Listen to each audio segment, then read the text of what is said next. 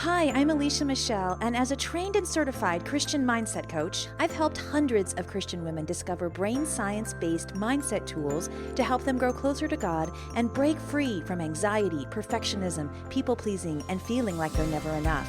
The Christian Mindset Coach is the award winning podcast that shows you how to use simple brain science principles and biblical truth to renew your mind for lasting confidence, joy, and peace. I'm so glad you're here. Grab a cozy spot and let's get started. Hey there, welcome to today's episode of the Christian Mindset Coach with me, Alicia Michelle. Motherhood is relentless. Can I just say that up front? Because that is the word that I have used for years to describe motherhood. And I feel like you can hear that and potentially be offended by that word because relentless has this negative connotation to it. I believe children are a blessing, and I have found immense blessing as being a mother. But there was something that no one told me about motherhood, and that was that it is constant, it is ever changing. It is like running a marathon every single day and feeling completely unprepared to run it. So when I think about motherhood, especially as I am a mother to four and I've been going through different stages as my kids age or as even just as we change as parents, I've had to come to this realization of how do we have hope? How do we persevere when there are seasons that we are just discouraged by the relentless pace of motherhood, where we feel like, I don't know how I'm supposed to keep showing up, loving, caring, being the nurturing mom that I want to be. And we start building this bitterness or this anger and feelings of disappointment, just all these icky feelings start coming up and we don't know what to do with them. So that's why I'm inviting my friend Bethany on today. Bethany Kimsey is a mom of 8. She has definitely seen this phenomenon in her life as a mom, and she's also seen God radically change that messy motherhood side from that weary, anxious, frantic side of motherhood that we can feel, especially in these seasons that are tough or changing. We're not quite sure what's going on. She's seen God change that to peaceful, to joyful, to triumphant. And I met Bethany at a conference a few months ago, and I was first introduced to her by a prayer journal that she has. And I loved this idea of praying consistently for our kids. And so, how she has this set up, which she'll share more about in the episode, really encouraged me that there is a hope, a perseverance that's real, that's authentic, that's vulnerable, that we can have with God as we bring our kids to the throne room through prayer. Now, prayer is one avenue of that, and we talk about a whole bunch of different aspects of this relentlessness and motherhood in this interview. But I want you to hear this encouragement. If you are in a place today where you feel tired, worn out, disappointed, disillusioned, Lord, how am I going to go on? If you're feeling any of that today as a mom, this conversation is for you. So, Bethany, yes, she's a mother of 8 children. She is a writer, a speaker, an encourager of mothers, and she wants to see a generation of mothers who can connect their motherhood to the love of Jesus in real and practical ways so that they can be confident. She's the author of A Warrior Mama's Prayer Journal, and you can get her prayer journal or connect with Bethany at her website, bethanykimsey.com, or listen to her on the Warrior Mama podcast. Here is that interview and conversation with Bethany Kimsey. Hey, Bethany. I'm so glad that you are here on the podcast today with me. I'm so excited. Thank you for having me. Yes. I know that you and I met at a conference, and I was first drawn to the work you do by a journal that you put out, the Warrior Mama's Prayer Journal. And so I Yeah. wanted to make sure that we talk about that at some point in our conversation. But I get to talk to lots of different people, which is amazing, as I'm sure you do too.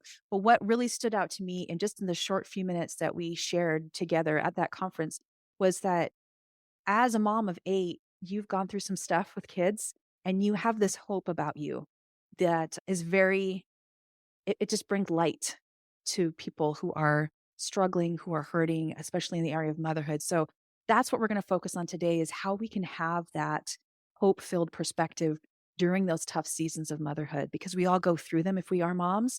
They may come upon us unexpectedly. They may have been around for a while, Yeah. but we all go through them and we need to know how to walk through them. So thank you for being here and talking to us Um, about that today. I'm excited. Thank you for having me. You're welcome. Well, let's start kind of at the top here. What are some of those mindsets that we struggle with that threaten to steal that hope or that breed discouragement in motherhood? I know for me, and I know women can struggle with probably lots of different ones. I would say that the top 3 for me are I tend to have a negative filter. Okay. So my first thought is what didn't go well. So Mm, we may have had a winner of an experience, but there was this one moment where so instead of me looking at the moment as a whole, my natural tendency is to look at what was negative. mm, I think that can be highlighted if you're somebody who struggles when somebody says, I mean, like down to this. This is actually, I had an accountability partner who brought this to my attention many years ago. She's like, Bethany, like, I'll tell you, you have like the cutest dress on, and you'll be like, yeah, but my nails are a mess. yeah. And she's like, that to me is a really high sign. Like, you, number one, you can't receive positive, but you're probably filtering everything through. But there is this one negative, Yeah. or this one failing, or this one moment. So for me in motherhood, that was something that I had to learn to absolutely submit Wow. back to God. The moment that that thought would infringe into whatever was happening of, yeah, but when that but wanted to raise its ugly head, I'd have to say, God, you're in charge of that. Now, if you tell me, oh, like you're whatever, I'll be like, thanks. But that was a practice for me. Like I really had to practice it. Another one for me that I struggled with was like making everything a catastrophe Mm, in my head. yeah. So I could have, like, we're experiencing, I don't know, like I hear a kid scream in the backyard and I have already decided somebody has a broken leg and I am Yeah. running out there in full force. I believe that that thinking for me was birthed out of a very painful, hard year. Mm, I had to do some heavy lifting work and heavy mental mindset work because, like, we experienced a year where it felt like everything was going wrong. wow. And I kind of came out of that year with almost being triggered so Yeah. that everything was going to be going wrong, so that everything was a catastrophe. Because in that year, everything was big, heavy, and hard. But that's not always. But I had like shifted my mindset to that. So that's relatively new learning for me to relinquish into that was really an assault that I was struggling with in my mindset. And then the last one, like, if I want to feel overwhelmed, discouraged, or on the struggle bus as a mom, it's because I'm spending time comparing myself Oh, yes. and Yeah. and being honest about where my eyes are. So, for me, it's Bethany, are your eyes on Jesus or are your eyes on everyone around you? That last one is very, very hard. It's sneaky. You think you get it kind of under Mhm. control, and then God Yeah. convicts you in another way, and you're like, oh, but isn't it good for me to want that for this other kid? Because I see this in my Yeah. friend's child, and this surrender is over and over a battle and a journey for me with motherhood because, yeah, just when I think I have made some good ground, then the Lord lovingly still corrects me and helps me too. So, how have you seen each of those different mindsets change and shift in different seasons, like the toddler season or the early childhood or preteens to older teens to out of the house? 'Cause I know you have kids kind of in all of those stages, right? I do. I Yeah. do. And we used to joke, we used to have a child in literally every season Oh, because we had a kid in college and I was trying to potty train oh somebody. my gosh. Wow. Wow. But we have moved on a little bit from there. We are no Yeah. longer in diapers. But no, I think comparison and the concept of performance, that is such a big one. Yeah. And it is sneaky. Like you Yeah. said, it's very sneaky. The fact that you can think you've got this down Yeah. and you figured it out and you figured out the trick.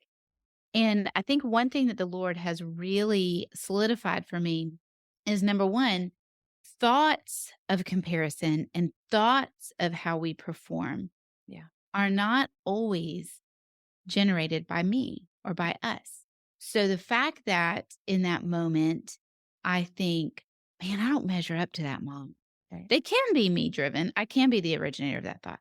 But Yeah. those thoughts can also be originated by an enemy who really wants to discourage me and Right. send those thoughts flying through my head. Just kind of like, why don't you think about this for a while? And then we live in a culture where our whole culture is built on comparison and performance. And so we have to understand that we literally every day are immersed in it and we don't know it.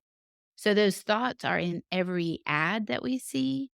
They're pushing that thought of performance in comparison. We can not choose it, and yet Sure. we are And it's just still all around us. we're still so immersed in it that we are doing that. Yes. So everybody's measuring you when your kids are little to see if you have good Yeah. kids. Yes. And then it repeats itself in the teen years because now everybody's seeing, do you have a good product? Are you going to launch Yes. a good kid? Is the fruit there? Yeah. Yeah. That understanding that that's an external pressure. You have an enemy of your soul who would love to hype it up and make you feel even more discouraged. And so the way I've learned to combat it, as it says in 2 Corinthians 10:3-5, that we have divine power to demolish strongholds, to take these places captive. What can we do to regularly make sure that we're protecting ourselves from these mindsets that pull that hope, that pull the energy from motherhood? Because that's, I think, the one word that I would use, and I use this word and I shared it in the introduction to our conversation. I use this word with caution because some people might think that's wrong, but I use the word relentless. I think motherhood is Mhm. relentless. It's a blessing. Of course, it's a blessing, but it's a relentless blessing. It's Yeah. ongoing. It doesn't stop, especially when you have multiple kids and they're young. And so that there is this relentless nature, almost like running a marathon. You have to learn how to pace yourself. You have to learn Mhm. what to do every day to keep yourself strong enough to run this race well, not just kind of let it all run over you. So we know being in God's word, hearing his voice, how else can we keep his perspective forefront and keep these mindsets kind of at bay as we're working through this? Yes, it's totally relentless. I think it's fine to say that. That doesn't paint it in a negative light. It paints it in a true light. Yeah. And now that I have children who are actually like grown and they're married, and I'm yet still inside of motherhood with them, it Mm, shifts and it changes, but there is still a scope to it. wow. So I think somewhere along the way, I thought, if I just get them to 18 and it's done. And in all honesty, I have experienced that after 18, I think there's harder mothering that happens. Mm, And yes. definitely because there's more consequences. There's more on the line. Yeah, And for sure. relationally, there's more on the line. You have to do it with a gentler touch and doing it with a more surrendered posture. It's not like the 3-year-old where you can go, well, I said so. Yeah. You can't do that anymore. I do believe, yes, you have to be in the word. Yes, I do believe you have to be seeking God and you have to be in prayer. But if we recognize that motherhood is a race, what we need in motherhood is if you watch true people who run races, Yeah. they don't run by themselves. Mm, true. They run with their team. And in their team, there either is a pace setter that is one of the true runners of the team, Yeah. or they have true pace setters that are hired runners. The fastest people in the world hire what's called a pace setter. And the pace setter will run right in front of the marathon runner. And they can run that pace, but they can't run that pace for 26 miles. But they run that pace so that the guy who's running the race runs that pace. But when Wow. this pace setter can't run anymore, there's a new pace setter that gets in that Oh, place so that the guy who's really running the race keeps the right pace. that's Does that make incredible. sense? Yeah, I didn't know that. I was stunned by the beauty of this in the light of when Paul goes, run your race, but Oh, let's learn how we're running yeah. Yeah. and run the way I run. Let me be your pace setter, in Mm, essence. We know we do better in community, right. but a lot of us, we've bought the lie that we probably shouldn't expose why we need a pace setter. Like, we want to just put on the front that we can run a good race instead of going, I need a pace setter. Like Mm, every time I hit this hill with this kid, I'm lagging. Like I just want to drop off. In fact, for the last 3 rounds, I've just been sitting in the trees. Like I can't even do it yeah. anymore. Yeah. I'm done. Yeah. I can't. Yeah. And what you need is you need community. You need somebody going, "No, no, no, no, you can do it. I'm gonna run with you." And some of us have been hurt by friends, and we're like, "We're never gonna have another friend." Mm. And we've been wounded, or we feel rejected, or we feel like it's too hard. And I usually say to women, I'm like, community is different even than your one best friend, Yeah, you for know? sure. And so community is a space where other women are like, I'm committed to holding up these truths in your life in a loving and in a kind way, but in a firm way, where I say, you can keep running with me. Come on. Come on. We got one more hill. That to me is probably the key that is missing the most, especially in this post pandemic world. Like, Right. somewhere in there, we lost this concept of Yes. community. Hey there, it's Alicia. Looking for a simple way to bring more peace into your day? I'm so excited to tell you about my newest resource, Christian Meditations for Daily Calm. This is a collection of 30 mini Christian meditation videos, each about 5 to 7 minutes long, designed to refresh your spirit when life is overwhelming and stressful. Each includes a Bible verse and an affirmation statement about your identity as a cherished daughter of God, a breathing exercise to calm your body, and a visualization so you can imagine with all of your senses what it's like to bask in these powerful truths. And at only 5 to 7 minutes long, you can listen to these meditations anywhere and fit them into even the busiest schedules. Listen, I've found Christian meditation to be not only a wonderful way to bring calm to my entire being, but also a great way to grow closer to God. The Christian Meditations for Daily Calm resource is an easy way to begin a regular Christian meditation practice or to just have a powerful stress relieving resource on hand when you need to recenter yourself on God's Word. Head over to vibrantchristianliving.com/calm and get these 30 mini meditation videos on Bible verses to refresh your mind with God's peace and renew your confidence when life is overwhelming. You can even try a sample meditation at that link. Again, that's Christian Meditations for Daily Calm at vibrantchristianliving.com/calm. Yes, agreed. I think there's so much truth in that. I think we are afraid to ask for it because if we ask for it, then we somehow believe that we're saying we have failed and we don't know what we're doing. And then, I mean, this just spirals down. So we're just like, okay, so then I'll just figure it out again myself. And I was talking to my kids about this concept recently, and I was reading a news report too on it, but like the idea that we have become such a I will fix it myself society. I'll figure Mm. it out myself society because of things like Google. And I'm not here to slam Google. It's obviously changed how we interact with Yeah. the other people and with knowledge, but that when our kids can go straight to their phone and look up an answer, there's Mhm. less of a need to call their parent or to call their friend and go, "Hey, what do you think? Like, how do Mhm. I get this information?" And I'm wondering if that's bled over into the idea of community that why can't, maybe we somehow think, well, why can't I just figure this out or Google this or get this in my brain? Mm. If I admit that I need others, then there's something wrong with me and there's a fault Yeah. in me. And who wants to feel like they're having a fault? But in reality, it's not that. It's like you said, the people who are achieving at the highest level in their sport, in their business, whatever, have people around them. They have people setting pace for them, and it's not forever. Like you said, it's Right. people coming in different seasons, doing different things, showing different elements. God coordinates all of that. We just need to show up and say, I was made for community.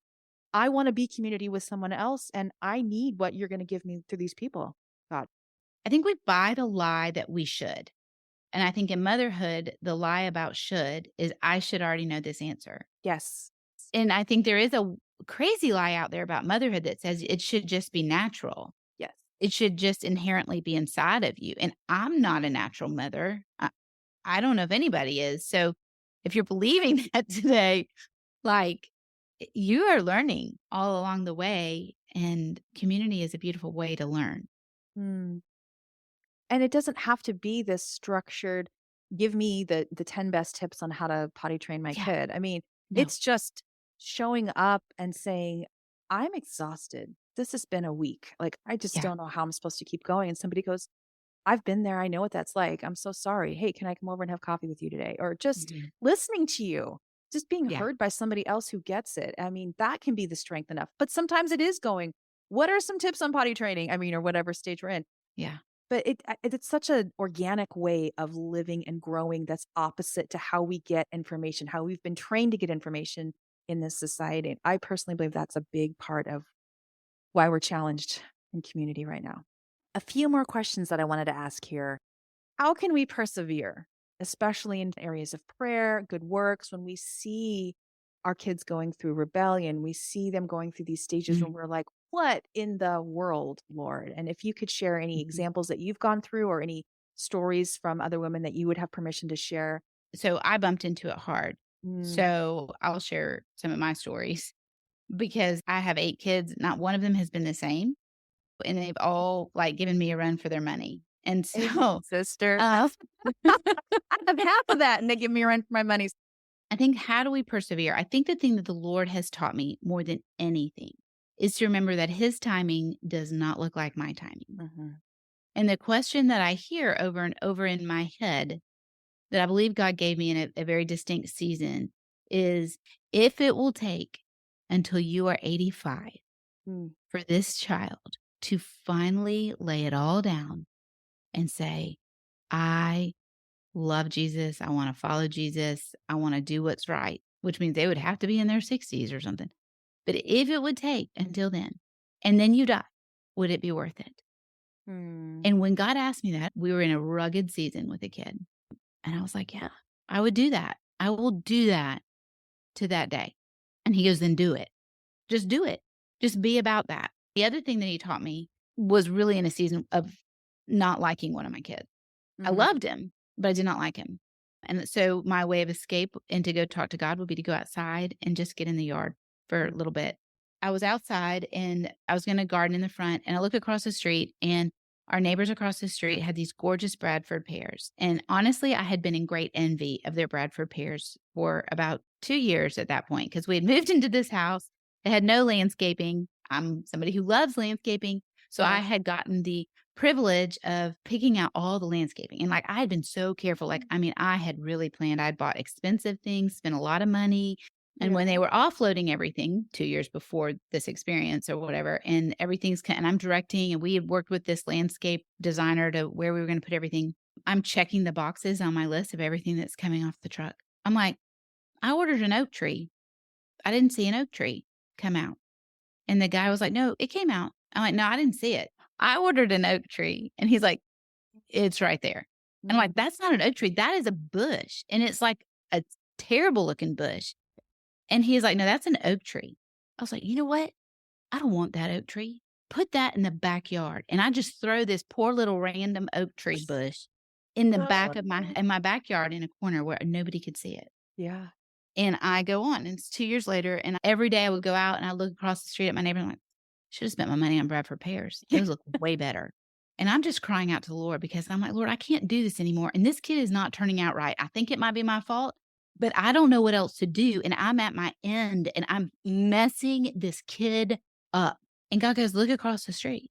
And so I look across the street, and this Bradford pear, we had had a big windstorm the night before, not even a bad like rainstorm, just a windstorm.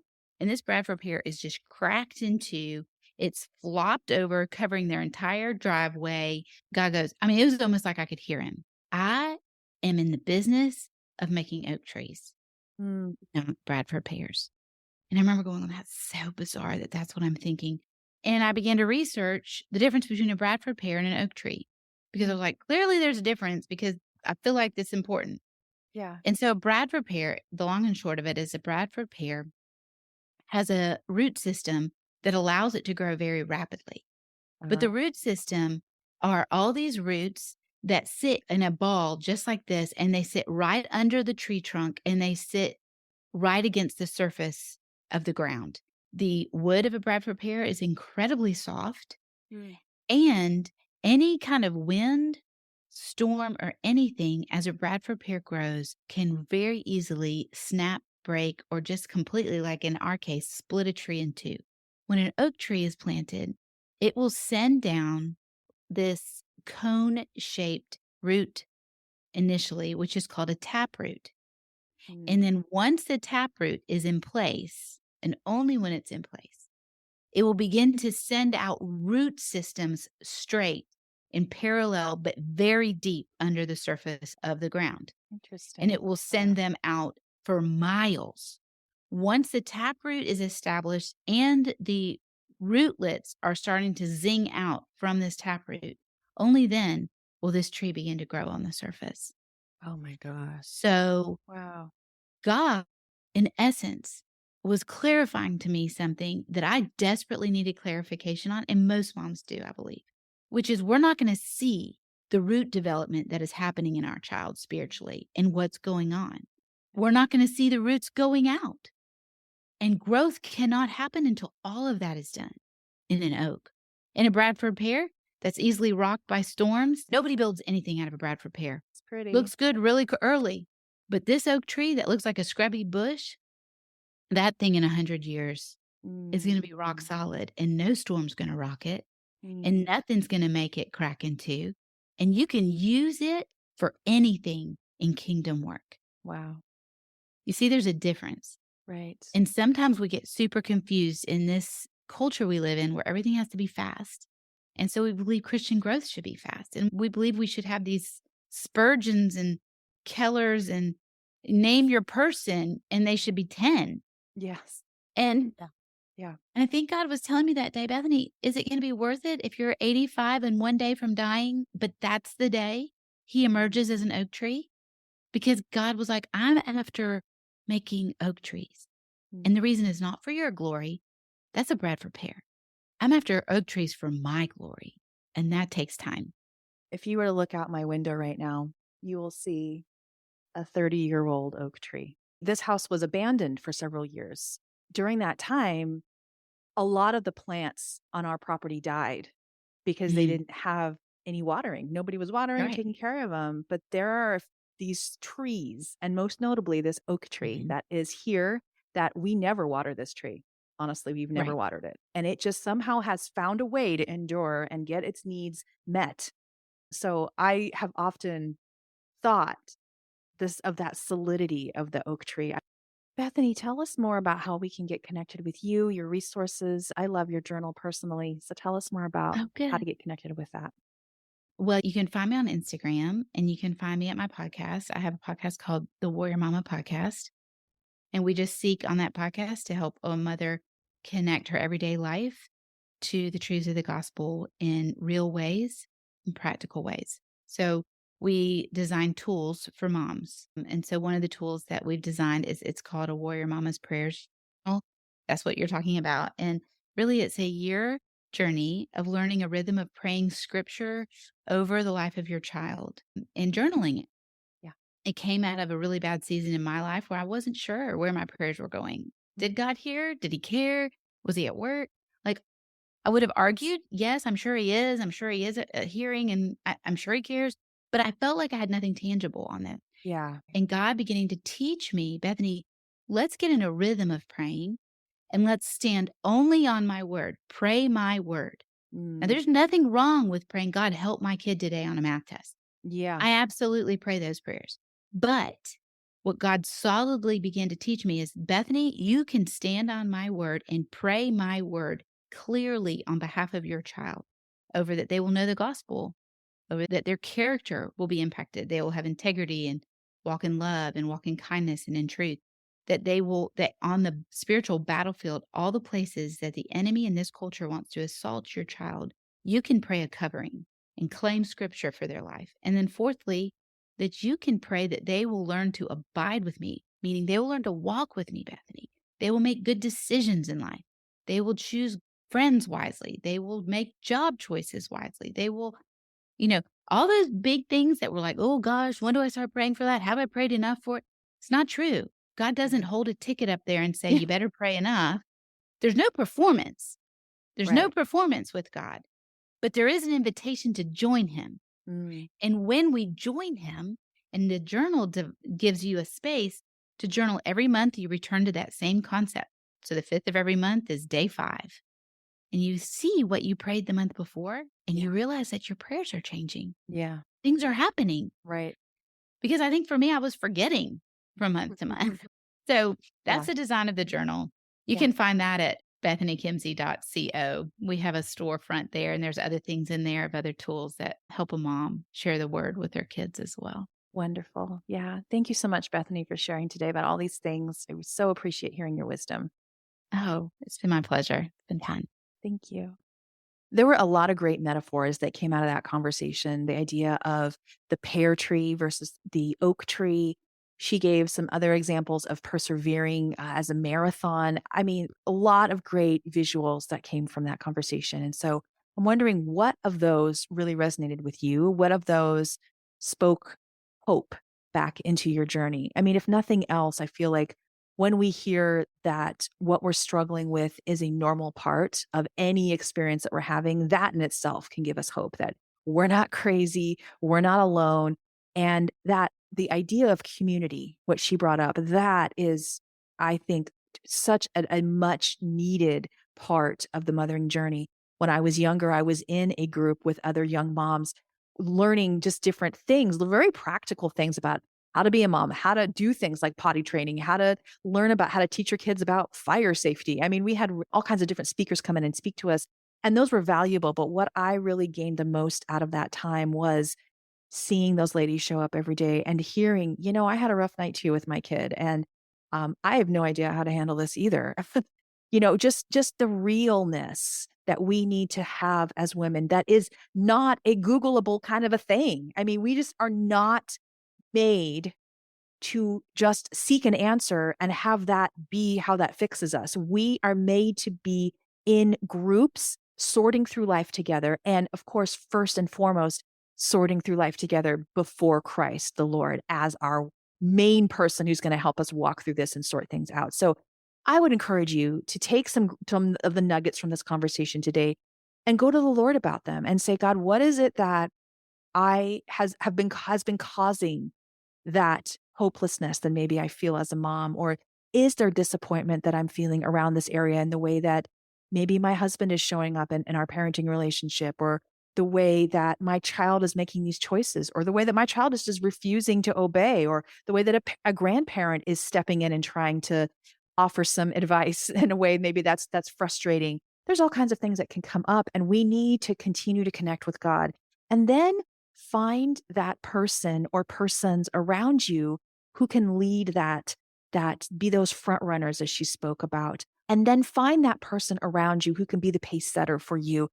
It doesn't mean that you sometimes, let me just say this. Sometimes women will say, I'm looking for a mentor. And they're very just like focused on, I have to find this mentor in this area.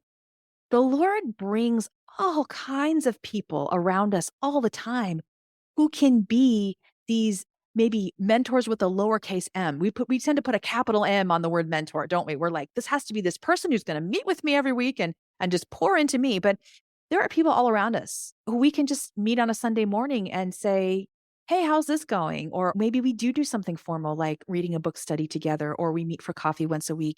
But find people who you see maybe are in the next step before you, or that you notice they tend to have some things figured out about motherhood that you're struggling with, and just get together with them. Take that step to connect yourself with others. So that's my admonition. And that's been my saving grace through all of these seasons. I actually am in a Bible study small group. It's parents of teens. My husband and I, the group that we go to every week for our church is only parents of teens in this group. And we talk about the Bible. We don't just talk about our teens, but we talk about our Bible. But it is when we share about struggles with our children and we ask for prayer, every single couple in there gets it. And that has made a world of difference. If I was in a group with just parents of toddlers, they don't understand the unique season that we're in. So be around other people who are going through similar seasons as you. And again, check out Bethany's products. I love that prayer journal. It has been something that is a touchstone for me, going back to and just knowing, like, Lord, you've called me to be consistent in my children's lives. This is one of those ways that I am being faithful and obedient to show up for my kids. So this is a structured way, and I'm excited to see the progress of how, like she said, our prayers are going to change as the months go on. So check that out at her site, bethanykimsey.com. And I am grateful that we get to have these honest conversations, friend, every week. You know that I am about talking about tough topics and talking about them in a way that we really uncover the real issues behind it, but that we recognize all of us are walking through hard things. So if you need prayer and you need somebody to just say, I'm struggling, will you be with me through this season? Please DM me. You can reach out at Alicia Michelle Coach at Instagram. That's probably the best way to find me. So at Alicia Michelle Coach on Instagram, and I'd be honored to pray for you. So take care, friend. One last thing before we go. If you have not ever left a rating or review on the podcast, would you take a second and just do that right now? We are really trying to make sure that anyone who is enjoying the podcast has had a chance to do that, because it really does help the podcast get more coverage and get shown more in the players, especially Apple Podcasts. It just shows up better in the rankings and more people hear about this. So I would encourage you, it takes 2 seconds. If you are on Apple Podcasts, scroll down, click the 5 stars if we earned the 5 stars, and just write a quick review of how this podcast has encouraged you, maybe the specific episode even, or any episode.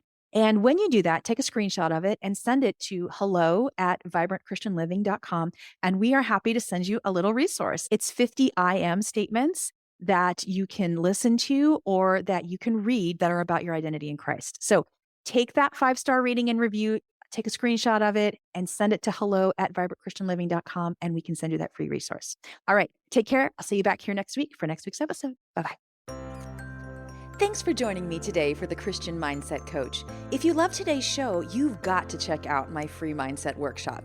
In this free training, I share about the secret weapon for rewiring our brain to align with God's truth, the proven brain science tool that pro athletes and high achievers have used for decades. I've personally helped hundreds of Christian women use this tool to find healing from a lifetime of worry, shame, and striving. And I'd love to help you use this tool in your life as well. Sign up now for this free training at vibrantchristianliving.com/mind. I'll see you back here next week.